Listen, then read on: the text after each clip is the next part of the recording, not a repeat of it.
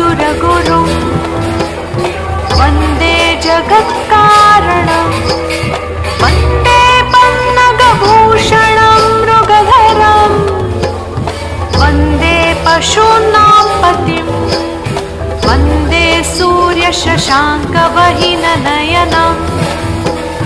वन्दे मुकुन्दप्रियं वन्दे भक्तजनार्दनं